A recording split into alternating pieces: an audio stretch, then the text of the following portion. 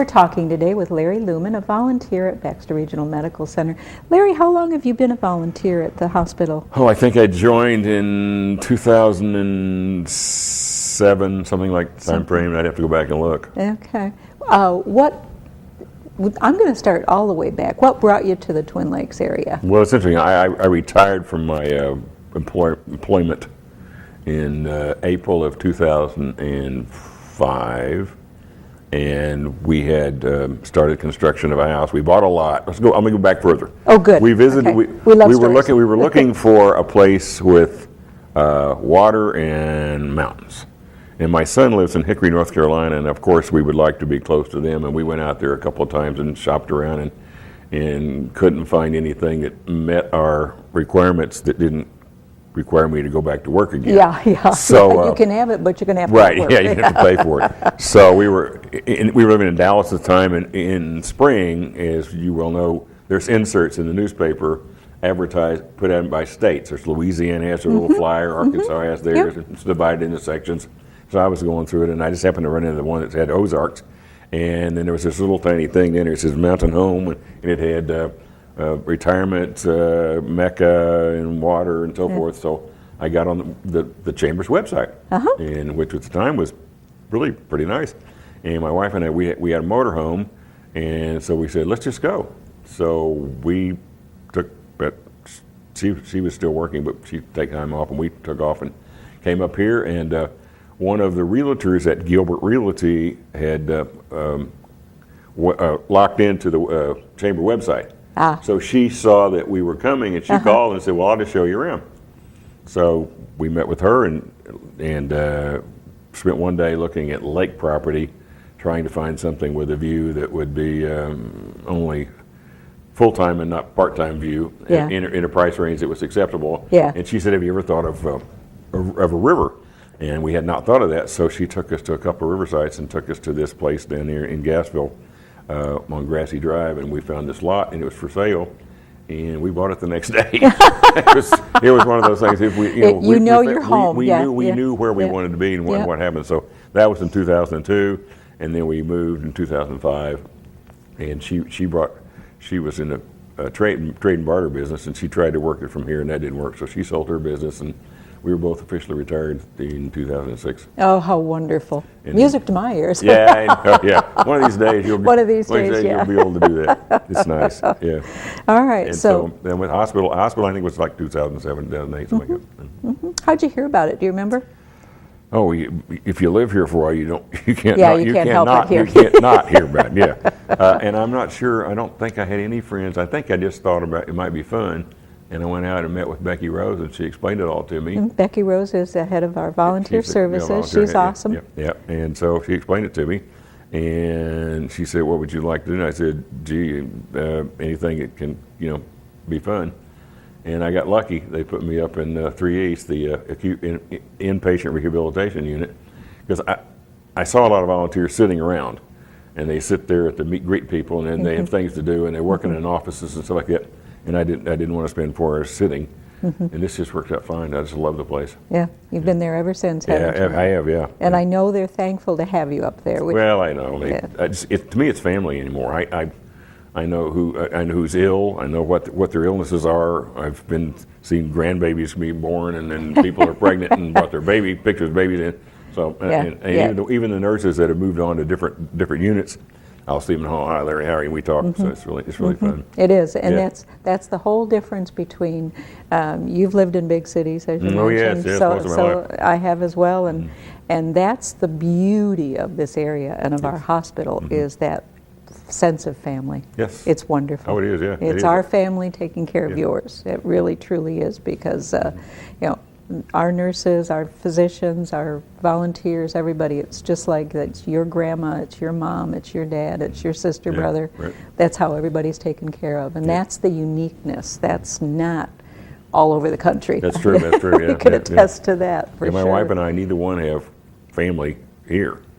Mine's scattered from Massachusetts to North Carolina, and hers is in Texas, and we don't see them that often. Yeah. So this is to me, this is family. It Yeah, really is family. it becomes your This and the family. church family. I have two families, the church Your family and then the hospital family. And then you got some civic Oh, yeah, I got the organization Lions families. Club family, yes. Our Lions Club family, but yeah, really, that's for sure. Yeah, lots of families. And that's great. Yeah. I love it. What do they have you doing upstairs at acute inpatient Oh, rehab? well, this Julia McGinnis is the unit coordinator, which was was the secretary, now it's called unit coordinator. And she's just as sweet as she can be. She knows.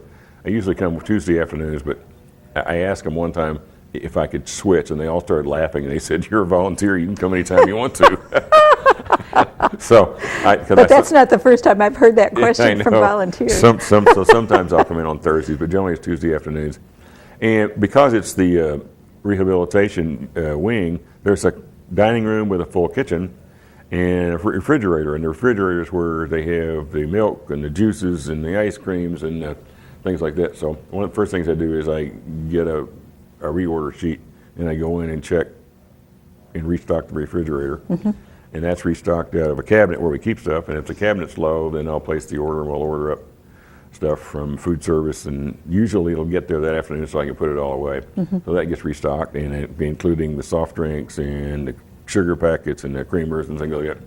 So that's one of the things to do. And then most of the patients in that unit come from inside. They've experienced a traumatic accident or unfortunately a stroke or a heart attack or for some reason or other, and they have to get their body healed to a point where they can go to rehabilitation within the hospital. Right. So we do in hospital transfers, and I'm usually involved in that from the standpoint if it's a wheelchair, I take a cart, we move all of their belongings from the room to our room, and if it's a bed transfer, then we either take the bed down and transfer and then take the bed back. And also then there's all kinds of equipment that's used in rehabilitation that is stored in various other locations in the hospital. So when they're through with that, it goes into a particular room and I go in and check, and if it's there, I wipe it all down with the alcohol wipes and put it on a cart and take it back where it's supposed to be. So They do I'm keep you moving busy. around the hospital a Yeah, lot. And yeah. then forms that have to be put together in the charts. Rehab is one of the few units in the hospital where they're still using a lot of paper. They've gone the EMS, electronic medical records, EMR, but not to the point that it's complete. So we have a lot of forms, and I'll put the charts, the blank stuff, papers in the chart and put them in the folder. Anything she wants to do. Copies. She calls it prison work, which is fine. and I qualify to be able to do that. That's a nice thing. So we have a good time. It sounds like that. Yes. And a couple of things for clarification for those watching today too is to make sure that they understand volunteers, most of them work in 4-hour increments. 4 increments, right, yes. Yep. And some are there every day, a good portion of the day. But for everyone to understand, our volunteers all go through, number one, they go through a pretty lengthy interview process. Yes. And because we really respect and value our volunteers, we make sure it's a good match, like you were saying. You didn't want to sit as a meet and greet Right, and right. sort paperwork or something or Right. staple things. And those are all things that are time consuming that we need done, but it's not a good match. It wouldn't have been a good match for you. No. So Becky found just the ideal match for you. But all of our volunteers, as well as our employees, go through a special orientation process. So you understand all the HIPAA regulations, the fact, and you have to sign off on all of this stuff. What you can and can't do. Yes, what you can and can't do and can and can't say. So it's all still private and private patient privileges and everything. So True. it's yes. So. Right. And we all have to get our pneumonia shots, and we have to get our flu vaccination. Flu vaccination. Yes, Yep. all that stuff. Yep. TB all of that. test. TB testing is all Right. done. Required. Yep. And the training was very good. Yeah. Yep. I know that. I know it's not just a kind of walk in. It's really, we do want people thinking about, we certainly want them to come and be volunteers, but make sure you really want to dedicate the time to it. Cause, And there are active volunteers and there's inactive volunteers. And I'm not sure why anybody would want to be an inactive volunteer because that doesn't make any sense to me. But there's over 400 and somewhat active volunteers. And to be an active volunteer, you only have to work 40 hours a year. Not a month, not a day. 40 hours a year, you become active.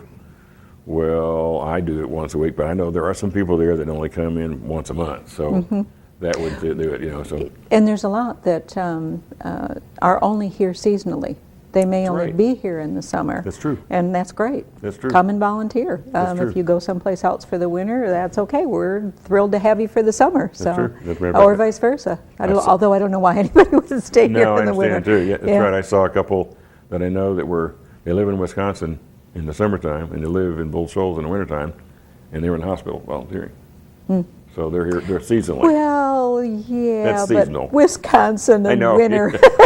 They don't want to be there in the And Bull wintertime. Shoals in winter. I mean, it's just, I know, yeah. but still, they were when this latest snowstorm. I remember Yeah. they had like a foot or so of snow, and there was no snow in Bull Shoals, and they were thrilled with that. So Yeah. that's fine. Yeah. It's a difference, though. It It's was still cold. a little milder, It's a little colder. It's to still them. cold. So, Yeah, it's funny. Yeah. well, I had no idea that. What do some of the other volunteers do? Do you have any idea? Those that work on other I've areas? heard of people working. Some people work in accounting, and I guess it's maybe pushing.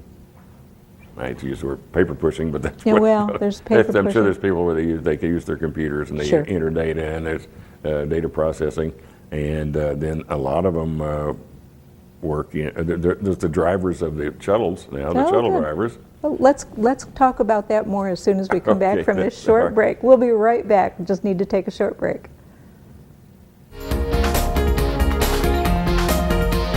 We're breaking.